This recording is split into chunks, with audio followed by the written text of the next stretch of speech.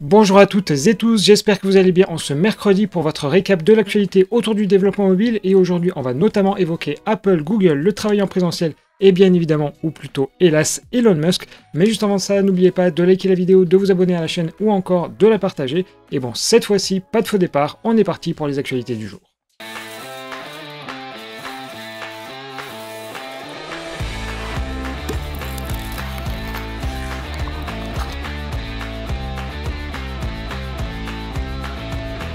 On commence par Apple qui vient de remettre ses awards de l'App Store pour l'année 2022 et on peut dire bravo à BeReal qui remporte le prix de l'application iPhone de l'année. Et si vous ne le savez pas, c'est une application française qui est faite en React Native, comme quoi même Apple sait reconnaître que les applications cross-platform peuvent aussi être de qualité. Ensuite, vous avez des prix pour les autres plateformes, à savoir l'iPad, l'Apple TV, l'Apple Watch ou encore le Mac. Et idem, il y a plein de jeux, mais pour beaucoup, ce sont des géants du secteur, notamment Tencent. Du coup, je trouve ça quand même moins intéressant de les citer. Et en tout cas, une nouvelle fois, un énorme bravo aux Français de BeReal. On reste chez Apple, et si vous n'avez pas suivi la polémique d'hier, Elon Musk a plus ou moins découvert qu'Apple prenait une commission de 30% sur les achats. Alors bon, on est en 2022, et c'est pas comme si l'App Store existait depuis une bonne dizaine d'années, mais bon, bref. Notre cher Elon Musk trouve que ce pourcentage est en toute logique bien trop élevé. Et Business Insider a noté que Tim Sweeney de chez Epic Games se frottait très largement les mains de voir le sujet relancé, car pour rappel, il y a actuellement un procès en appel sur ce sujet, et ce même Tim Sweeney en a profité pour en rajouter une grosse couche, en n'ayant pas peur de dire qu'Apple était carrément une menace pour la liberté au niveau mondial, et il ajoute même que la société met en danger les manifestants chinois en stockant les données sensibles de ses utilisateurs dans des data centers appartenant à l'État chinois. Bref, ça dézingue. Mais ce n'est pas tout, Spotify a aussi une dent contre Apple avec l'avantage concurrentiel qui est accordé à Apple Music contre les autres solutions de streaming. Alors cette fois-ci, pas de déclaration fracassante comme Tim Sweeney, mais des retweets du CEO de Spotify sur les tweets d'Elon Musk qui montrent donc son approbation.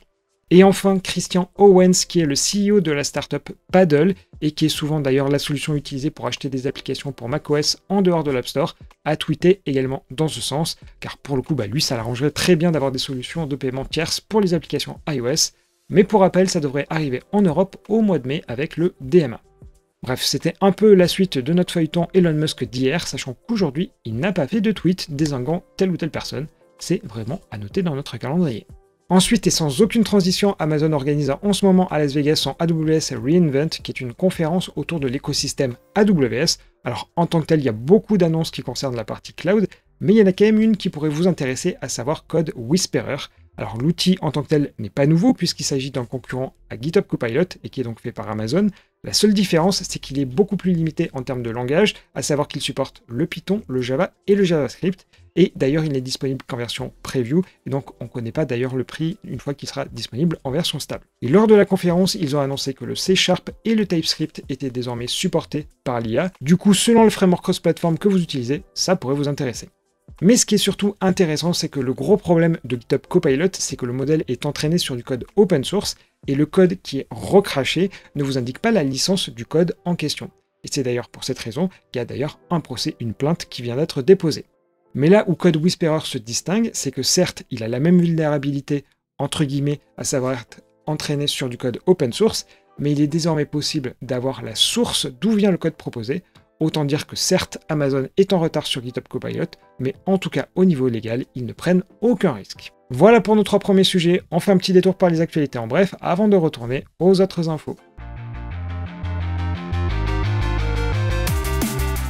Si vous avez des enfants et que vous voulez leur faire découvrir la programmation, Apple va lancer à partir du 5 décembre prochain des ateliers gratuits nommés Labo Codage pour les enfants. Ils utiliseront Swift Playgrounds qui permet de coder visuellement et directement depuis un iPad. Ensuite, on critique souvent Google pour ne pas maintenir ses projets, voire les abandonner, mais il faut reconnaître le bel effort qui est fait sur le Chromecast. En effet, le tout premier modèle de la clé HDMI qui était sorti en 2013 vient de recevoir une mise à jour. Malheureusement, aucun changelog n'explique les ajouts, mais il s'agit très vraisemblablement de corrections de bugs et de failles de sécurité.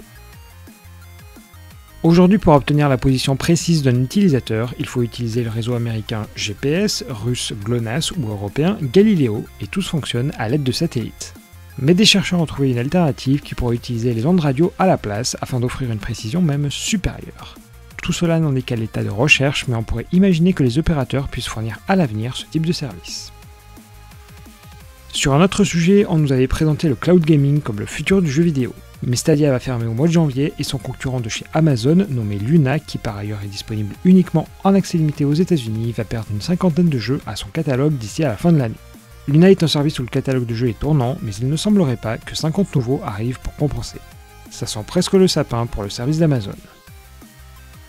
Et enfin, inutile pour moi de vous présenter la série de jeux Zelda, mais certains fans ont des idées plus qu'inhabituelles. C'est le cas du projet Excelda. Vous avez bien entendu Excel. Car en effet, il s'agit d'un portage du jeu sur Microsoft Excel et utilisant uniquement du Visual Basic. Certains sont vraiment fous. On reprend, et comme chaque fin de mois, une nouvelle version de Chrome est publiée, et pour cette édition 108, il y a quand même des éléments intéressants, car bon, la release précédente était assez oubliable, on va dire.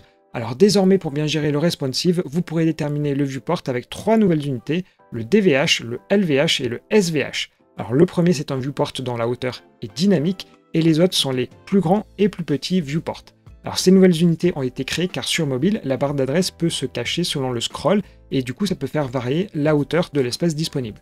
Et le problème, c'est qu'avec les unités utilisées auparavant, à savoir les V, W et VH, ça ne le gérait pas. C'est donc désormais supporté sur Chrome et Edge 108, sachant que c'était déjà pris en charge sur Safari et Firefox. Et deuxième fonctionnalité, c'est autour de mon format favori et que malheureusement trop peu de monde connaît, c'est le Color V1. Alors pour rappel, on peut utiliser des polices de caractères pour afficher des icônes, mais le problème c'est qu'en voulant changer la couleur, en fait on fait qu'appliquer un filtre sur la totalité de la forme. Alors que le format Color V1, ça permet justement d'avoir différents calques et donc différentes couleurs. Et sur la version 108 de Chrome, les polices gèrent désormais les variable fonts pour Color V1. Malheureusement, côté mobile, il n'y a uniquement que le natif Android et en version 13 qui le supporte. Mais bon, je désespère pas car le format a tout pour remplacer le SVG. Et pour revenir à Chrome 108, il y a encore 2-3 autres nouveautés, mais bon, rien de transcendant. Ensuite, pour cet avant-dernier sujet, le Covid-19 a permis aux entreprises de découvrir que le travail, ça voulait pas forcément dire passer son temps à être payé derrière le canapé, mais depuis le retour à la vie normale, bon, quoique ces derniers jours, ça a l'air un peu moyen. Alors les règles ont finalement changé et certaines entreprises se montrent flexibles alors que pour d'autres, finalement c'est retour à l'ancien monde. Et côté géant, la société Snap, qui édite donc Snapchat, vient d'annoncer aux employés qu'ils devaient revenir au moins 4 jours par semaine en présentiel au bureau dès le début de l'année prochaine. Alors plus précisément, ils veulent revenir à un mode hybride de 80-20. Alors a priori en interne, l'annonce n'a pas été très bien accueillie, d'autant qu'au mois de septembre dernier, il y avait 20% des employés qui avaient été virés, notamment une partie des Français qui travaillaient pour Zenly. Et c'est justement l'objet de ma question du jour, où je vous demande si votre employeur actuel vous permet de faire du télétravail, ou si c'est au contraire retour à l'ancien monde. Alors pour répondre, rien de plus simple, vous avez soit le petit i en haut à droite, soit le lien dans les commentaires, où vous pouvez directement aller dans l'onglet communauté. Bon, on va dire que je vous laisse 1 ou 2 jours pour répondre.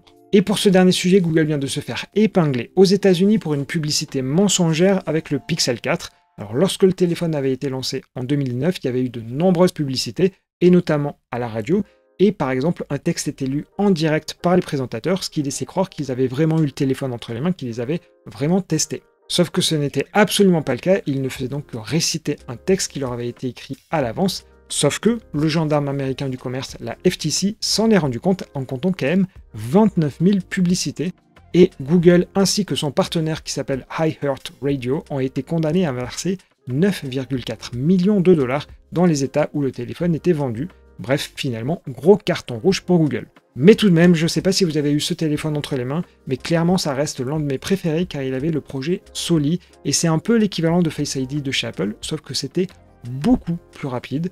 Mais bon, malheureusement, le téléphone ne s'est pas très bien vendu, et dès le Pixel 5, ils l'ont enlevé. Du coup, je m'en remets toujours pas. Et pour terminer ce Dev Café aujourd'hui, je vous propose à nouveau un petit jeu autour de l'UX. Alors la particularité, cette fois-ci, c'est de déterminer si un point est bien centré dans une forme. Alors chaque tour a 10 exemples différents, et c'est clairement pas simple à trouver, car oui, l'objectif c'est bien de savoir si vous avez les yeux des designers. Alors n'hésitez pas à y jouer et à me dire comme hier dans les commentaires si vous parvenez à atteindre le fameux 10 sur 10. Et juste avant de se quitter, on va regarder les résultats du sondage de lundi où je vous demandais si l'ajout d'une extension pour les montres connectées, que ce soit l'Apple Watch ou encore Wear OS, était quelque chose sur lequel vous travaillez. Et si on additionne les deux non, bien la balance penche très fortement de ce côté-là avec 67% des réponses. Et pour seulement 1% d'entre vous, vous avez déjà des applications en prod. Et pour 3%, vous êtes en train de faire des réalisations. Et finalement, pour 30% environ, vous y réfléchissez. Autant dire que c'est pas demain la veille qu'il va y avoir beaucoup d'applications pour les montres connectées. Et enfin, pour rappel, le sondage du jour, c'est sur le travail en présentiel et le télétravail, du coup, direction la partie communauté pour y répondre. Et voilà, j'ai plus rien à rajouter pour aujourd'hui, j'espère en tout cas que ce résumé sur l'actualité vous aura plu. Dans ce cas, comme tout bon youtubeur, je vais vous conseiller de liker, de vous abonner à la chaîne et de partager la vidéo. Et en ce moment, j'ai plein d'idées pour vous faire des tutos, mais malheureusement, j'ai pas le temps de les tourner. J'espère en tout cas pouvoir corriger ça au plus vite. Bon, en attendant, je vous souhaite à tous une bonne journée, une bonne soirée, ça dépend du moment où vous me regardez. Et donc on se dit à demain!